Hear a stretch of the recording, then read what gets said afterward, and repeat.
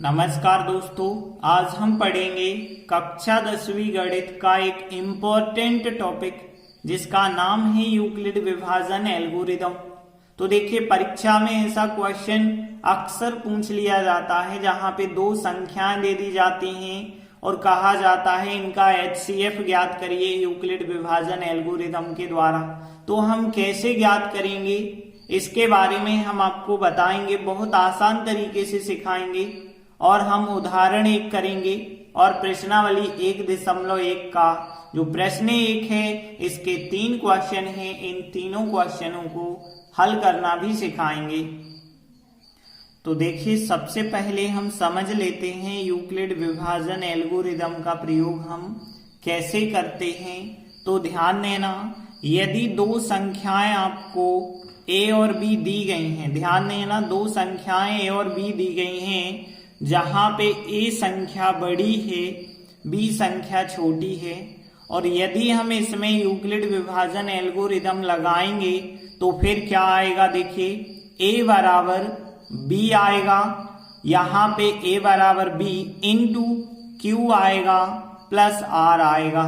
मतलब है a संख्या में हमने b से भाग दिया और भागफल आया है q और शेषफल आया है r। इसे हम कहते हैं यूक्लिड विभाजन एल्गोरिदम या यूक्लिड विभाजन प्रमेयिका। जैसे हम एग्जाम्पल लेते हैं, जैसे हमने कहा 18 और 12, तो देखिए यहाँ पे 18 बड़ा है 12 छोटा है, तो फिर 18 और 12 में जब हम लगाएंगे तो 18 बराबर 12 आएगा। मतलब 18 में हम 12 से भाग देंगे, तो देखिए जब हम 18 में 12 से भाग देंगे तो रफ में देखिए 12 से भाग दिया तो 12 एकम 12 होगा, एक बार भाग गया और 6 शेषफल बच गए। एक बार भाग गया है तो भागफल हो गया 1 और शेषफल कितने बचे हैं, 6 बचे हैं। तो फिर 18 बराबर हमने लिखा 12 एकम 12 और 6 18 ही हो जाएंगे। तो इसे हम कहते हैं यूक्लिड विभाजन एल्गोरिदम। तो यहाँ पे इस प्रक्रिया के द्वारा हमें सवाल का एचसीएफ ज्ञात करना होगा, और ये यूक्लिड विभाजन एल्गोरिदम हम तब तक लगाते जाते हैं जब तक हमें शेषफल का मान 0 नहीं मिलता है। जैसे देखिए, उदाहरण एक है 4052 और 12576 का एचसीएफ ज्ञात करना है, और वो भी यूक्लिड विभाजन एल्गोरिदम का प्रयोग करके। तो कैसे ज्ञात करेंगे। तो देखिए, यहाँ जो दो संख्याएं दी गई हैं, सबसे पहले आप इनमें से बड़ी संख्या पता करें। तो हमने लिखा कि यहाँ पे कौन सी संख्या बड़ी है, तो देखिए 12576 यहाँ पे संख्या बड़ी है, 4052 छोटी है। तो हमने यहाँ पे लिख दिया कि 12576 बड़ी हो गई और 4052 छोटी हो गई। अब हम इन दोनों संख्याओं पर क्या लगाएंगे, यूक्लिड विभाजन एल्गोरिदम या यूक्लिड विभाजन प्रमेयिका। तो देखिए, हमने लिखा इसलिए हम 12576 4052 पर यूक्लिड विभाजन प्रमेयिका लगाते हैं, या केवल यूक्लिड प्रमेयिका लगाते हैं, इतना बस लिख सकते हैं। अब जब हम लगाएंगे तब हमें क्या प्राप्त होगा। देखिए, 12576 संख्या बड़ी है, 4052 छोटी है, तो 4052 का हम भाग करेंगे 12576 में, कितना भागफल आएगा वो लिखेंगे और कितना शेषफल आएगा वो लिखेंगे। तो देखिए, रफ में हम भाग देते हैं 4052 का 12576 में, यहाँ पे 40, यहाँ पे 125, 40 का भाग 125 में लगभग 3 बार जाता है, तो यहाँ 4052 का हम 3 बार करेंगे तो फिर कितना आ जाएगा, 12156 आ जाएगा। और जब आप घटाएंगे तो यहाँ पे बचा होगा 420। तो देखिए, शेषफल आया 420 और भागफल कितना आया 3, तो यहाँ पे 3 बार भाग गया है और शेषफल कितना बचा है, 420 बचा है। अब देखिए, यहाँ शेषफल का मान 420 आया, 0 तो आया नहीं है, तो हमने यही बात लिखी कि शेषफल का मान 420 आया है, 0 के बराबर नहीं आया। और जब तक शेषफल 0 ना आ जाए तब तक आपको यूक्लिड प्रमेय का लगाते चलना है।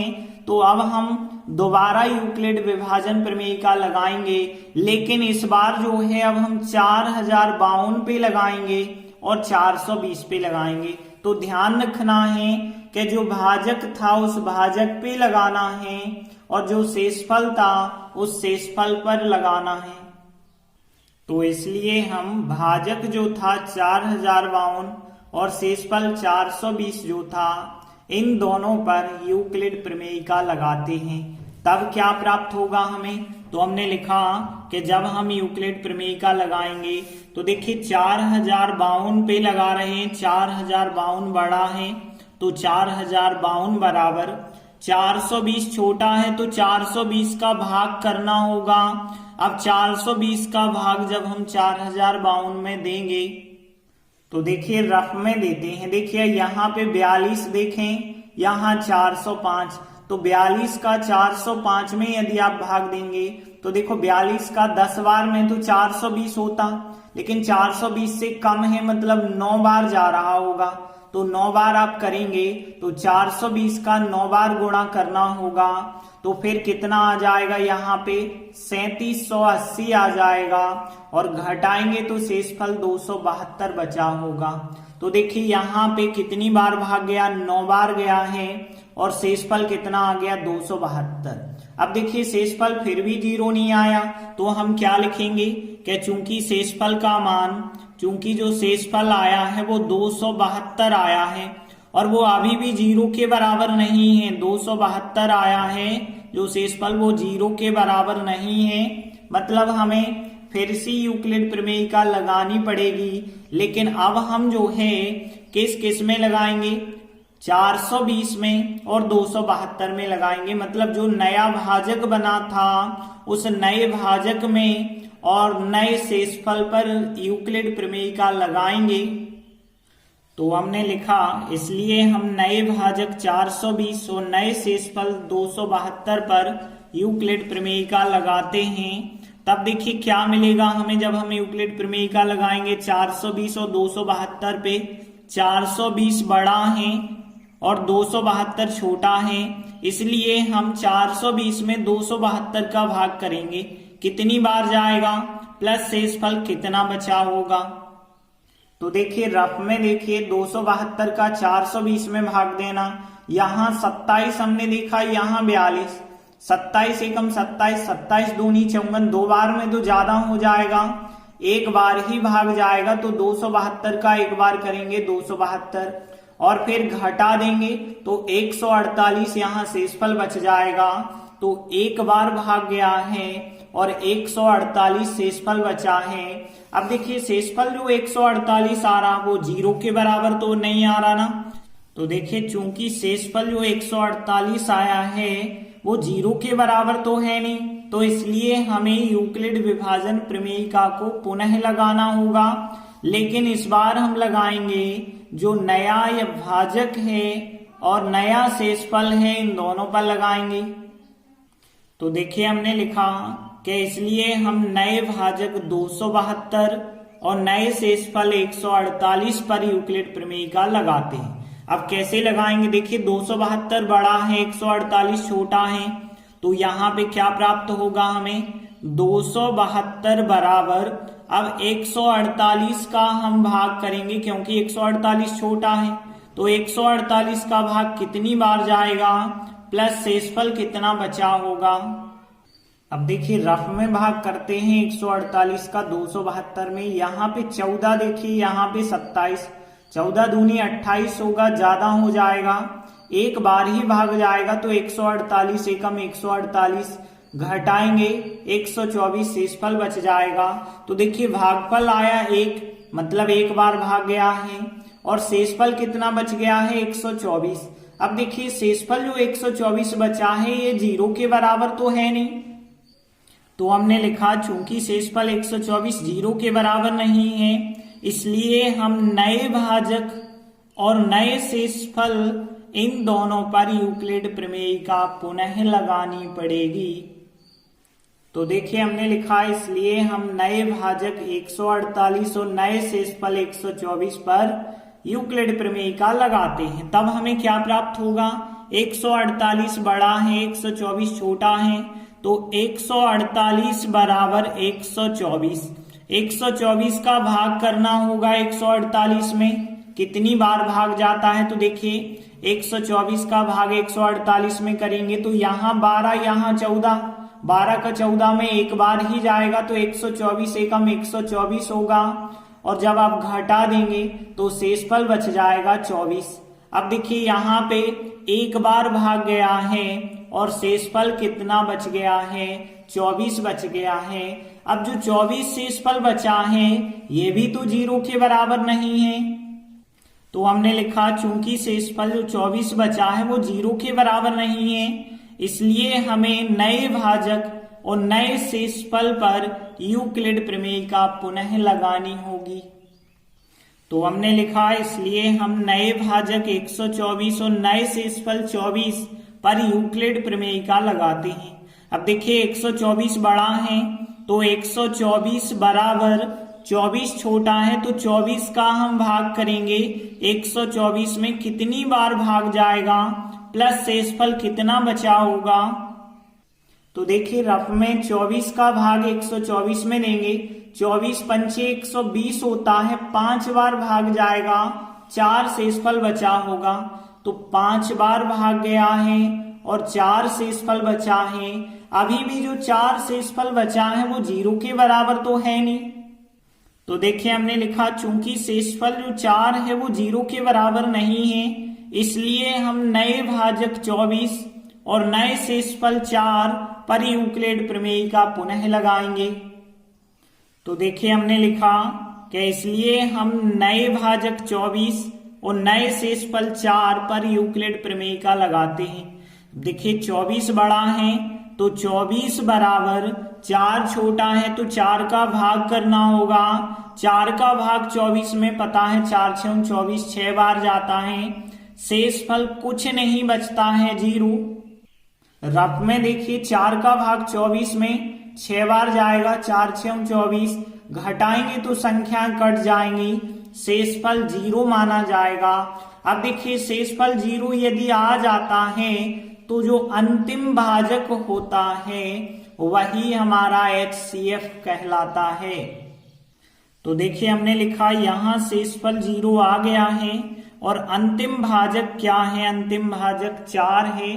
तो यहाँ पे एक चीज ध्यान देना कि हमसे क्या पूछा गया था, HCF पूछा गया था किन किन संख्याओं का, 12,576 का और 4,052 का।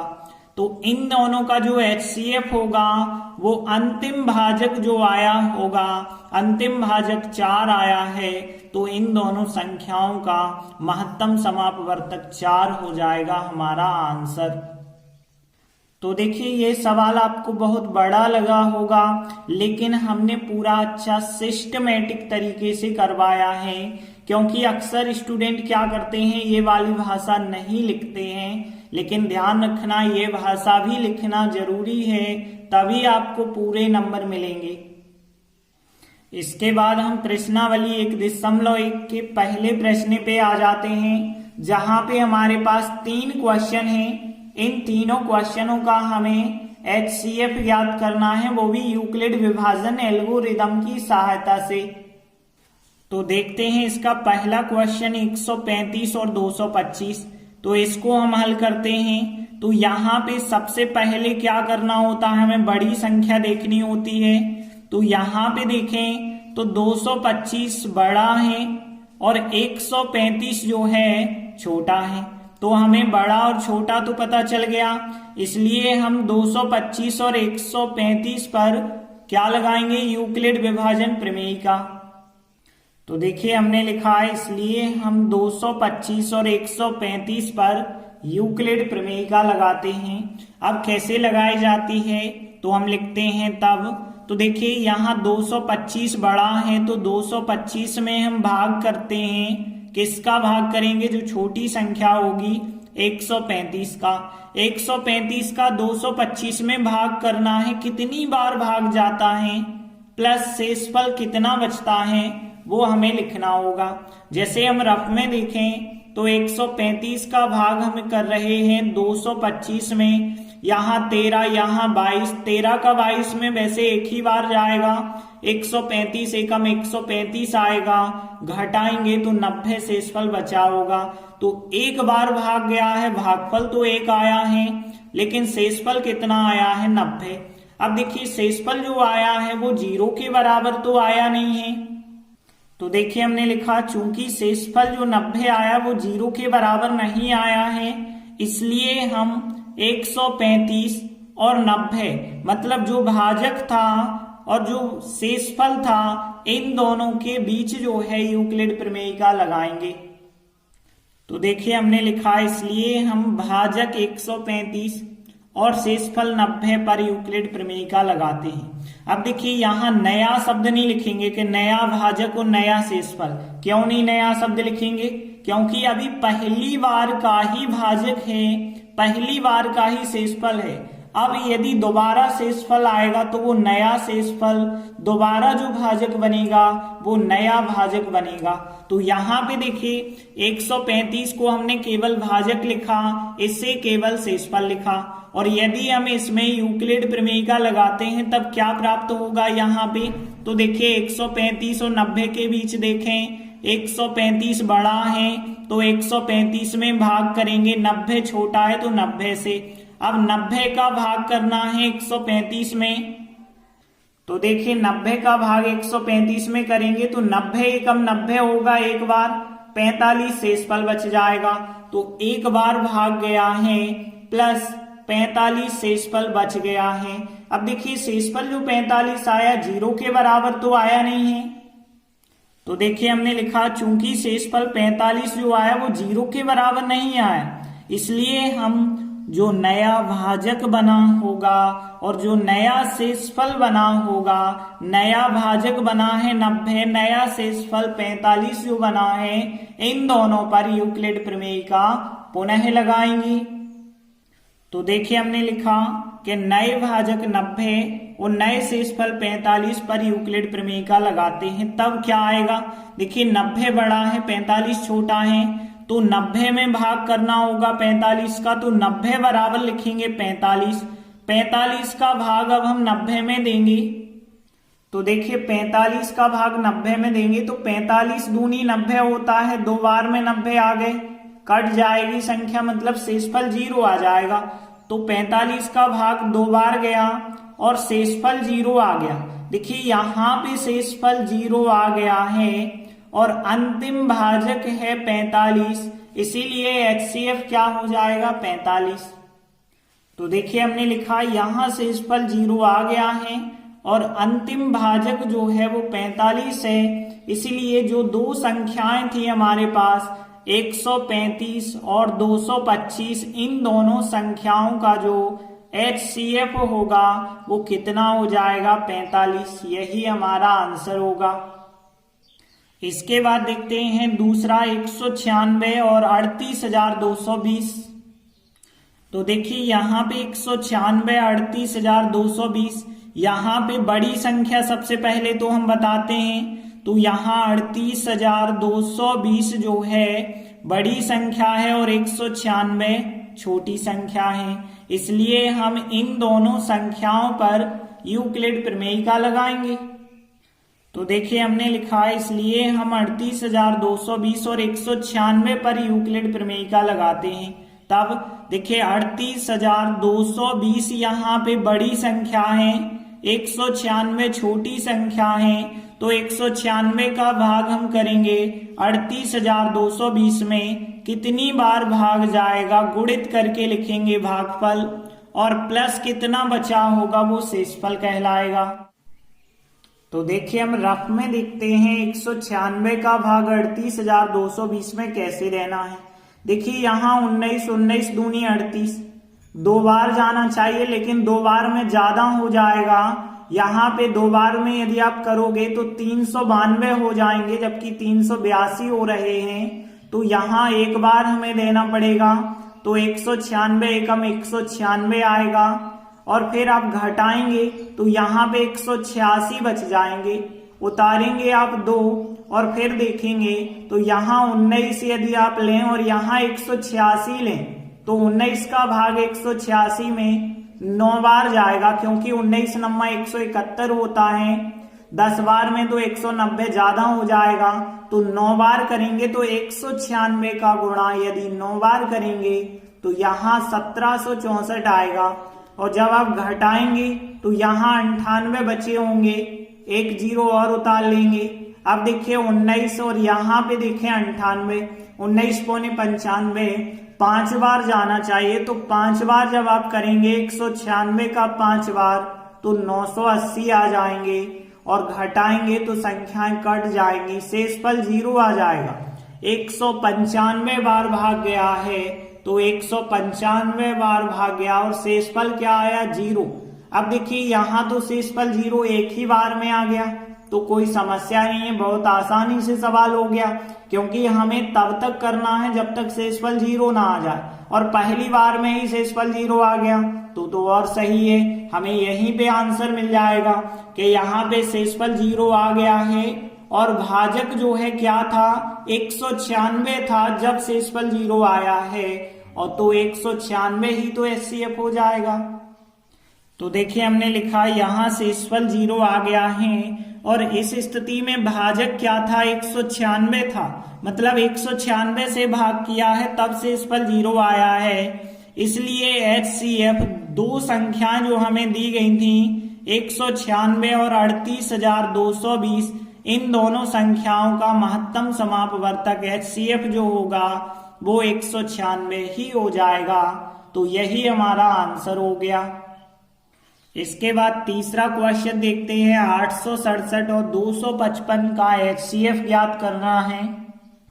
तो देखिए यहाँ पे सबसे पहले हमें पता करना होगा कौन सी संख्या बड़ी है कौन सी संख्या छोटी है। तो देखिए 867 जो है बड़ा है, 255 जो है यहाँ पे छोटा है, तो इसलिए हम कह सकते हैं हम 867 और 255 इन दोनों पर यूक्लिड प्रमेयिका लगाएंगे। तो देखिए हमने लिखा है, इसलिए हम 867 और 255 पर यूक्लिड प्रमेयिका लगाते हैं। अब देखिए 867 यहाँ पे बड़ा है, 255 छोटा है, तो 255 का भाग करना होगा 867 में, कितनी बार भाग जाएगा प्लस शेषफल कितना बचा होगा। तो देखिए रफ में 255 का भाग 867 में देंगे, यहाँ 25 और यहाँ 86, 25 तिया 75 होता है, 25 चौके 100 ज्यादा हो जाएंगे, 3 बार भाग करेंगे तो 255 का 3 बार गुणा करना होगा, 765 आए होंगे, और घटाएंगे तो 102 शेषफल आ जाएगा। 3 बार भाग गया है तो 3 भागफल, तो 3 बार भाग गया है और 102 शेषफल बचा है। अब देखिए शेषफल 0 के बराबर तो आया नहीं है, तो देखिए हमने लिखा चूंकि शेषफल 102 जो है वो 0 के बराबर तो है नहीं, तो इसलिए हमें क्या करना होगा, 255 जो भाजक था और जो शेषफल था इन दोनों पर यूक्लिड प्रमेयिका पुनः लगानी पड़ेगी। तो देखिए हमने लिखा, इसलिए हम भाजक जो था 255 और शेषफल 102 इन पर यूक्लिड प्रमेयिका लगाते हैं। अब देखिए 255 यहाँ पे बड़ी संख्या है और 102 यहाँ पे छोटी संख्या है, मतलब 102 का भाग करेंगे 255 में, कितनी बार भाग जाता है प्लस शेषफल कितना बचता है। तो देखिए रफ में 102 का भाग 255 में देंगे, 10 यहाँ पे देखिए यहाँ 25, 10 का भाग 25 में तो 2 बार जाएगा, तो 102 का 2 बार करेंगे तो कितना आ जाएगा 204, और घटाएंगे तो शेषफल कितना आएगा 51। देखिए 2 बार भाग गया है और शेषफल कितना आ गया 51। अब शेषफल 51 जो आया 0 के बराबर तो आया नहीं है, तो देखिए हमने लिखा चूंकि शेषफल जो 51 है वो 0 के बराबर तो है नहीं, इसलिए हम इस नए भाजक और नए शेषफल पर यूक्लिड प्रमेयिका पुनः लगाएंगे। तो देखिए हमने लिखा, इसलिए हम नए भाजक 102 और नए शेषफल 51 पर यूक्लिड प्रमेयिका लगाते हैं। अब देखिए 102 यहाँ पे बड़ा है तो 102 बराबर 51 लिखेंगे, मतलब 51 का भाग 102 में देना पड़ेगा। कितनी बार भाग जाएगा और शेषफल कितना बचा होगा? तो रफ में देखिए 51 का भाग 102 में देंगे तो 51 दूनी 102 होता है, 2 बार ही भाग जाएगा, बाकी सब संख्याएं कट जाएंगी, मतलब शेषफल 0। तो 2 बार भाग गया है और शेषफल 0 आ चुका है। तो हमने आपको बताया था कि यदि शेषफल 0 आ जाए तो आपको उस स्थिति में भाजक ढूंढना है। अंतिम भाजक क्या होता है? वही हमारा HCF होता है। तो देखिए यहाँ शेषफल 0 आ गया है और इस स्थिति में भाजक क्या है? 51 है। इसलिए HCF किन किन संख्याओं का? 867 और 255, इन दोनों संख्याओं का जो HCF होगा वो 51 हो जाएगा हमारा आंसर। तो इस प्रकार से प्रश्नावली के तीनों सवाल कंप्लीट हुए। हम आशा करते हैं कि यूक्लिड विभाजन प्रमेयिका के द्वारा HCF कैसे निकालना है आपको बहुत अच्छे से समझ आ गया होगा। फिर भी यदि कोई समस्या है तो आप हमें कमेंट करके जरूर बताएं। धन्यवाद।